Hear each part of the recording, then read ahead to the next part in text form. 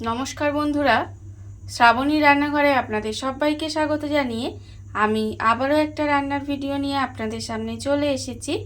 আজকের আমি আপনাদের ঢ্যাঁড়স দিয়ে একটা অসাধারণ রেসিপি বানিয়ে দেখাবো। আশা করি আপনাদের ভালো লাগবে। তার জন্য কিন্তু আমার পুরো ভিডিওটা আপনাদের দেখতে হবে। আর দেখা শুরু করার আগে একটা লাইক দেবেন, সুন্দর একটা কমেন্ট করবেন আর শেয়ার করতে ভুলবেন না। তাহলে চলুন আজকের আমি এই ঢ্যাঁড়স দিয়ে কি বানাই সেটা আপনারা একবার দেখে নিন। রান্নাটা করার জন্য প্রথমে আমি এখানে একটা মশলা রেডি করে নেব। তার জন্য নিয়ে নেব, দেখুন প্রথমে একটা মিক্সিং জার নিয়ে নিয়েছি। মিক্সিং জারের মধ্যে আমি এখানে প্রথমে দিয়ে দেব, দেখুন এখানে আমি রেখেছি 5 কোয়া রসুন আর অল্প একটু আদা কুচি করে রেখেছি। সেই রসুন আর আদাটা আমি এর মধ্যে দিয়ে দিলাম। এবারে আমি এর মধ্যে দিয়ে দেব টমেটো। এখানে আমি একটা মাঝারি সাইজের টমেটো কুচি করে রেখেছি, সেই টমেটোটাও কিন্তু আমি এর মধ্যে দিয়ে দিলাম। এবারে আমি এর মধ্যে অল্প সামান্য একটু জল দেব, দিয়ে আমি কিন্তু এটা পেস্ট করে নেব। মশলাটা আমার এখানে রেডি হয়ে গেছে। দেখুন আমি এখানে কিন্তু মশলাটা রেডি করে নিয়েছি। আর অন্যদিকে দেখুন গ্যাসটা অন করে একটা কড়া বসিয়ে দিয়েছি। এইবারে আমি কড়ার মধ্যে দিয়ে দেব সর্ষের তেল। এখানে কিন্তু আমি রান্নাটা সর্ষের তেলেই করব। আপনারা চাইলে যে কোনো রান্নার তেলে কিন্তু রান্নাটা করতে পারেন। দেখুন প্রথমে আমি এখানে প্রায় 2 চামচের মতো সর্ষের তেল দিয়ে দিলাম। এইবারে তেলটাকে আমি প্রথমে একটু গরম হতে দেব। তেলটা কিন্তু খুব ভালোভাবে প্রথমে গরম করে নিতে হবে। দেখুন তেল কিন্তু আমার এখানে খুব ভালোভাবে গরম হয়ে গেছে। এইবারে আমি এর মধ্যে দিয়ে দেব ঢ্যাঁড়স। এখানে আমি ঢ্যাঁড়সগুলো মাঝখান থেকে আধখানা করে রেখেছি। আর ঢ্যাঁড়সগুলো কিন্তু প্রথমে আমি এখানে ধুয়ে নিয়েছিলাম, তারপরে ঢ্যাঁড়সগুলো এখানে আমি কেটে নিয়েছি। এবারে ঢ্যাঁড়সগুলো আমি প্রথমে তেলের মধ্যে দিয়ে দেব। ঢ্যাঁড়সগুলো আমি এখানে তেলের মধ্যে দিয়ে দিয়েছি। এইবারে আমি এর মধ্যে দিয়ে দেব, দেখুন একদম সামান্য অল্প একটু নুন দেব। আর দেব এখানে একদম অল্প সামান্য একটু হলুদের গুঁড়ো। এই নুন আর হলুদটা দিয়ে আমি ঢ্যাঁড়সগুলো প্রথমে খুব ভালো করে ভেজে নেব। ঢ্যাঁড়সগুলো কিন্তু প্রথমে আমাকে খুব ভালো করে ভেজে নিতে হবে। ঢ্যাঁড়সগুলো দেখুন আমি কিন্তু এখানে হালকা করে ভেজে নিয়েছি। ঢ্যাঁড়সগুলো কিন্তু খুব বেশি লাল লাল করে ভাজার দরকার নেই, এইভাবে একটু হালকা করে ভেজে নিলেই হবে। এইবারে আমি ঢ্যাঁড়সগুলোকে আলাদা করে তুলে রেখে দেব। ঢ্যাঁড়সগুলো কিন্তু এখানে আলাদা করে তুলে রেখে দিতে হবে। আর আমি রান্নার শুরুতে আপনাদের প্রতিদিনের মতো একটা কথাই বলবো, যে প্লিজ আমার ভিডিওটা আপনারা টেনে টেনে দেখবেন না, পুরো ভিডিওটা দেখুন, আশা করি আপনাদের ভালোই লাগবে। দেখুন আমি কিন্তু প্রথমে ঢ্যাঁড়সগুলো এখানে সমস্ত ঢ্যাঁড়সগুলো তুলে রেখে দেব। ঢ্যাঁড়সগুলো কিন্তু এইভাবে একটু আপনারা হালকা করে ভেজে নেবেন, খুব বেশি লাল করে কিন্তু ভাজার দরকার নেই। এইভাবে একটু হালকা ভেজে নিলেই খেতে বেশি ভালো লাগে।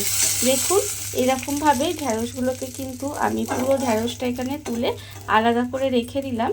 এবারে যে কড়াই অল্প সামান্য একটু তেল আছে, সেই তেলের মধ্যেই আমি দিয়ে দেব, এখানে রেখেছি দেখুন পেঁয়াজ। এখানে পেঁয়াজগুলো এইভাবে একটু চৌকো করে কেটে রেখেছি, সেই পেঁয়াজগুলো এখানে দিয়ে দিলাম। দিয়ে এবারে পেঁয়াজগুলো কিন্তু খুব বেশি ভাজবো না, জাস্ট তেলের মধ্যে একটু নেড়ে চেড়ে নেব। এর ফলে দেখবেন পেঁয়াজগুলো একটু ভাজা ভাজা হবে, কিন্তু একটু ক্রাঞ্চি মতো থাকবে। সেইভাবে কিন্তু পেঁয়াজগুলো জাস্ট কড়ার মধ্যে যে অল্প তেল আছে তার মধ্যে একটু হালকা করে এইভাবে একটু নাড়াচাড়া করে ভেজে নিতে হবে। দেখুন এইভাবে আমি একটু পেঁয়াজগুলোকে নেড়ে চেড়ে ভেজে নেব। পেঁয়াজটা আমার এখানে দেখুন ভাজা হয়ে গেছে, এর থেকে কিন্তু আর বেশি ভাজার দরকার নেই। এইবারে আমি পেঁয়াজগুলোকেও আলাদা করে তুলে রেখে দেব। পেঁয়াজগুলোও আমি দেখুন এখানে আলাদা করে তুলে রেখে দিয়েছি। এবারে আমি ওই কড়াই আবারও একটু তেল দিয়ে দেব। আবারও কিন্তু এখানে প্রায় 2 চামচ মতো তেল দিয়ে দিলাম। এবারে দেখুন তেলটা কিন্তু আমার এখানে গরম হয়ে গেছে। এইবারে আমি তেলের মধ্যে দিয়ে দেব অল্প সামান্য একটু গোটা জিরে ফোড়ন দেব। এখানে কিন্তু আমি অল্প একটু গোটা জিরে ফোড়ন দিচ্ছি। দেখুন গোটা জিরে ফোড়ন দিয়েছি, দিয়ে খুব ভালোভাবে জিরেটাকে এইভাবে একটু ভেজে নিয়েছি। এইবারে আমি এখানে দিয়ে দেব, রেখেছি এখানে একটা মাঝারি সাইজের পেঁয়াজ একদম ছোট ছোট করে কুচি করে রেখেছি, সেই পেঁয়াজটাও কিন্তু এখানে দিয়ে দিলাম। দিয়ে পেঁয়াজটাকে খুব ভালোভাবে একটু লাল করে ভেজে নেব। দেখুন পেঁয়াজটা দিয়ে কিন্তু খুব ভালোভাবে একটু ভেজে নিতে হবে। পেঁয়াজটা আমার এখানে দেখুন লাল করে ভাজা হয়ে গেছে। পেঁয়াজটা আমি এখানে লাল করে ভেজে নিয়েছি। এইবারে আমি এর মধ্যে দিয়ে দেব যে মশলাটা আমি এখানে পেস্ট করে রেখেছিলাম, সেই মশলাটা কিন্তু আমি এখানে দিয়ে দিলাম। দিয়ে খুব ভালোভাবে প্রথমে একটু কষিয়ে নেব। মশলাটা দিয়ে কিন্তু এখানে খুব ভালোভাবে একটু কষিয়ে নিতে হবে। এইভাবে 1 থেকে 2 মিনিট মতো কষিয়ে একটু রান্না করে নেব। মশলাটা আমি এখানে এইভাবে প্রায় 2 মিনিট মতো একটু রান্না করে নিয়েছি। এইবারে আমি এর মধ্যে দিয়ে দেব, দেখুন এখানে রেখেছি আন্দাজ মতো নুন, 1/2 চামচ হলুদের গুঁড়ো, 1/2 চামচ লঙ্কার গুঁড়ো, 1/2 চামচ ধনের গুঁড়ো, 1/2 চামচ জিরের গুঁড়ো, আর রেখেছি অল্প সামান্য একটু চিনি। স্বাদের ব্যালেন্সের জন্য আমি এখানে একটু চিনি দিয়েছি। এইবারে গুঁড়ো মশলাগুলো দিয়েও কিন্তু খুব ভালোভাবে একটু কষিয়ে নেব। এইভাবে খুব ভালোভাবে একটু কষিয়ে নিতে হবে। আর এই সময় কিন্তু আমি এখানে মিক্সিটা ধুয়ে অল্প একটু জল দিয়ে দিলাম। দিয়ে খুব ভালোভাবে মশলাটা কষাবো। যতক্ষণ না পর্যন্ত মশলা থেকে তেলটা ছেড়ে দেয় ততক্ষণ পর্যন্ত কিন্তু মশলাটা খুব ভালোভাবে একটু কষিয়ে নিতে হবে। মশলাটা আমার এখানে দেখুন খুব ভালোভাবে কষানো হয়ে গেছে। মশলা থেকে কিন্তু তেলটাও ছেড়ে দিয়েছে। এবারে আমি এই সময় দিয়ে দেব যে ঢ্যাঁড়সটা আমি এখানে ভেজে রেখেছিলাম, সেই ঢ্যাঁড়সটা আমি এখানে দিয়ে দিলাম। আর আমি এর মধ্যে দেব যে পেঁয়াজটা ভেজে রেখেছিলাম, সেই পেঁয়াজটাও কিন্তু এখানে দিয়ে দিলাম। দিয়ে খুব ভালোভাবে একটু মিশিয়ে নেব। মিশিয়ে মশলার সঙ্গে এইভাবে একটু মিশিয়ে রান্না করে নিতে হবে। দেখুন এইভাবে খুব ভালোভাবে মিশিয়ে একটু রান্না করে নেব। এটা আপনারা কিন্তু ভাত দিয়েও খেতে পারেন, আবার রুটি, লুচি, পরোটা এর সঙ্গেও কিন্তু খেতে পারেন। খেতে কিন্তু অসম্ভব সুন্দর হয়। এইভাবে আপনারা একঘেয়ে ঢ্যাঁড়স রান্না না করে এইভাবে একদিন বানিয়ে দেখবেন, আশা করি আপনাদের ভালোই লাগবে। দেখুন আমি কিন্তু মশলার সঙ্গে ঢ্যাঁড়সটা আর পেঁয়াজটা দিয়ে এইভাবে একটু খুব ভালোভাবে মশলার সঙ্গে মিশিয়ে রান্না করে নিয়েছি। এবারে আমি এর মধ্যে দিয়ে দেব জল। এখানে কিন্তু মিক্সিটা ধুয়ে অল্প পরিমাণে এখানে জল দিয়ে দিলাম। খুব বেশি জল কিন্তু দেওয়ার দরকার নেই। এইভাবে অল্প একটু জল দিয়ে দিলাম। দিয়ে এবারে গ্যাসটা লোতে দিয়ে এভাবে ঢাকা দিয়ে একটু রান্না হতে দেব, যাতে ঢ্যাঁড়সটা খুব ভালোভাবে সেদ্ধ হয়ে যায়। দেখুন এইভাবে আমি গ্যাসটা লোতে দিয়ে ঢাকা দিয়ে কিছুক্ষণ রান্না হতে দেব। গ্যাসটা লোতে দিয়ে ঢাকা দিয়ে আমি এইভাবে বেশ কিছুক্ষণ রান্না হতে দিয়েছিলাম। এর ফলে দেখুন ঢ্যাঁড়সটা কিন্তু এখানে আমার সেদ্ধ হয়ে গেছে।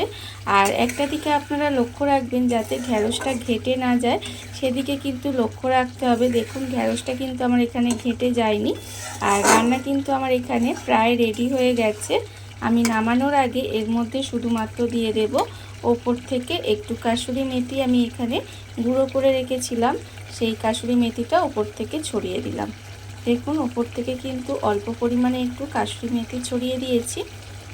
এতে কিন্তু এর স্বাদটা অনেকাংশে বেড়ে যাবে। দেখুন এবারে খুব ভালোভাবে একটু মিশিয়ে দেব। মিশিয়ে দিয়ে গ্যাসটা অফ করে কিছুক্ষণ এইভাবে ঢাকা দিয়ে রেখে দিলেই কিন্তু রান্না আমার একেবারে রেডি হয়ে যাবে। এইভাবে আপনারাও একদিন হলেও বাড়িতে বানিয়ে দেখবেন, আশা করি আপনাদের ভালোই লাগবে। দেখুন রান্না আমার একেবারে রেডি হয়ে গেছে। এবারে আমি আপনাদের পরিবেশন করে দেখাবো ঠিক কেমন হলো।